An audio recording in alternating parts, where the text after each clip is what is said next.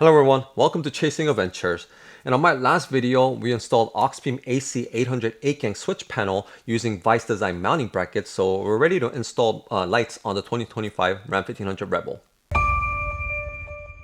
Alright, so on this video, we're going to mount Novsight Halo series ditch lights with Vice Design mounting brackets. And I have both the 3-inch and the 4.5-inch pots. So we're going to mount both of them on the Rebel and decide which looks better because they both provide about the same amount of light output. Which, by the way, I already covered the specs and the comparison of these two lights on a separate video. So you could click the link up here to view it, or I'll leave it in the video description so you could view it after this video. Because this video is going to be more about how to install them and deciding which looks better on the Rebel. But simply put, these are the brightest ditch lights I've tested so far, and with the special running lights, it's definitely one of the cooler light pots. So first, we need to install Vice Design mounting brackets, which I love the design of these brackets. It has very smooth glossy finish with 2-stage zinc primer base coat for longevity. But I just wish they were available in black as well. And as you can see, it's offset towards the outside of the hood to minimize blind spot. Because some hood brackets don't have this offset, so you clearly see the ditch lights from the driver's seat. And it also has these tie points all around to route the wires for cleaner installation. And it will drastically reduce vibration with this rubber isolator. And it's made with heavy-duty 316 steel, and it's super easy to install without drilling or removing the hood. Just loosen the 13mm nuts, just enough for the brackets to slide in.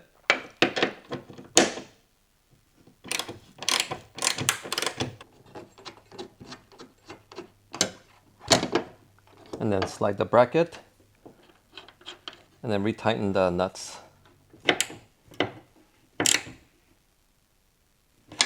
And there we go. Simple as that. And now we're ready to mount the ditch lights onto these brackets. And as I mentioned earlier, I don't know which one will look better on the Rebel, so let's mount one on each side to decide which one looks better. But these brackets are very sturdy. Look at that. Wow.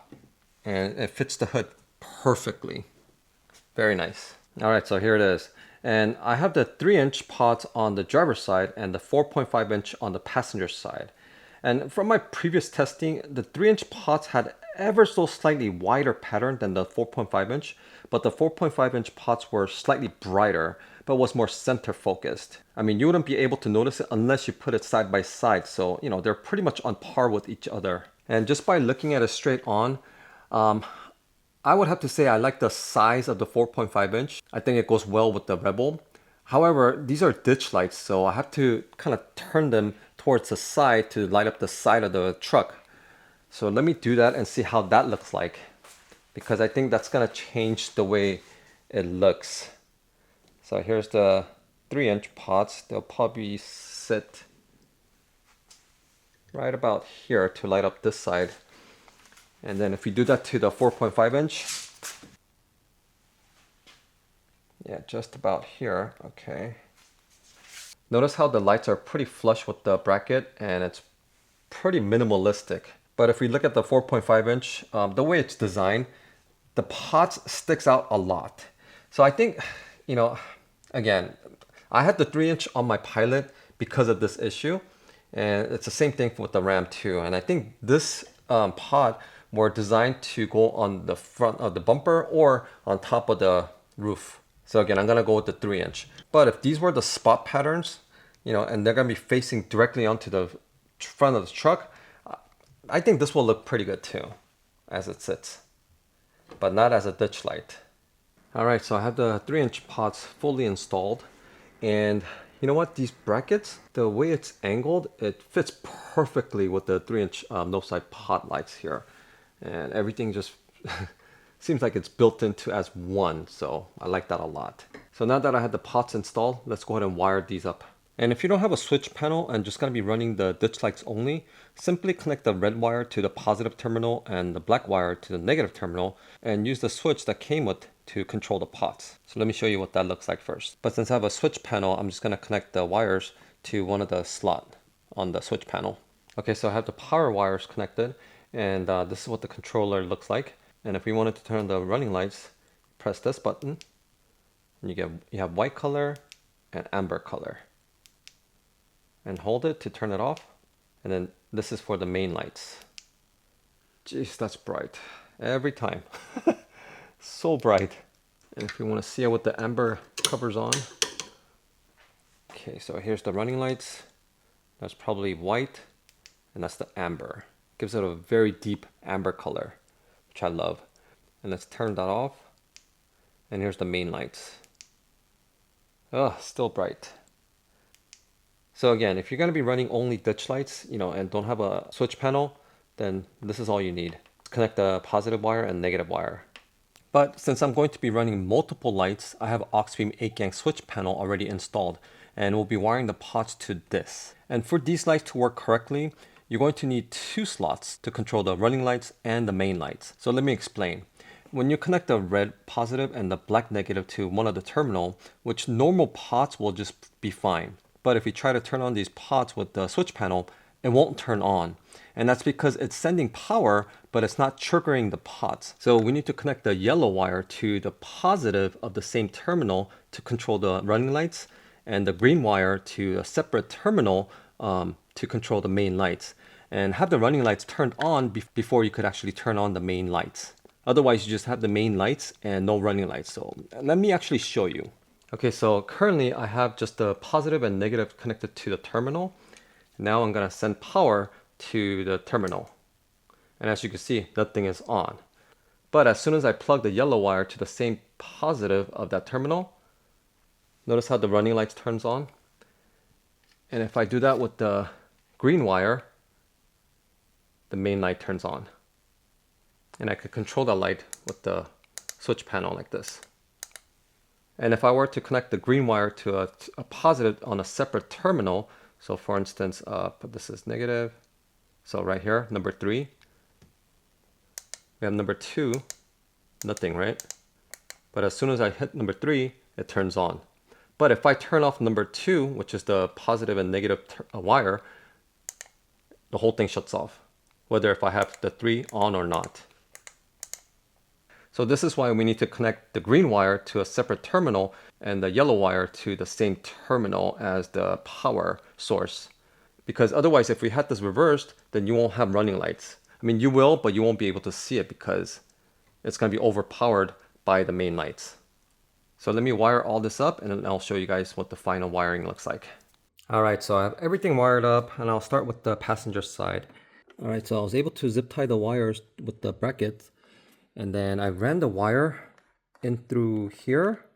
So I had to pop all these out, all of those little tabs, and I lift this and there's plenty of room for me to run the wire all the way through. So, it looks very clean. You don't see any wire going through that.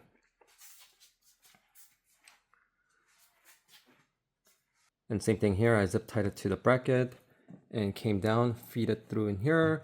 Since this was open and there's a big gap in here, so I was able to tuck all the wiring in there. So it looks very clean. And down here we have the switch relay. And then this wire is the power wire. And this is for the controller that came with the Novsight, but since we're not using it, I just put a electrical tape around it. So I have the power wire, positive and negative, connected to number 3, and then the yellow wire to the positive side on number 3, and then the green wire separately to a different slot with just the positive. And now if you turn on the switch panel, so we have the running lights and then the main light. But if I turn off the running lights, which shuts off the whole power, everything turns off. Turn it back on, the main light turns on. And this is why you want to wire it the way I did it, because if you had the main light on number 3, then you won't be able to see the driving lights. All right, so looking at the switch, this is in sequence. So we got 1, 2, 3, 4, 5, 6, 7, 8. So I have number 3 marked as DRL, which is the running lights, and then flood as the ditch light. And since this controller has RGB function, you can switch the colors to anything you want. So all we have to do is press the mode button and any of the buttons together, and you get this red dot. So that means we're ready to change the color.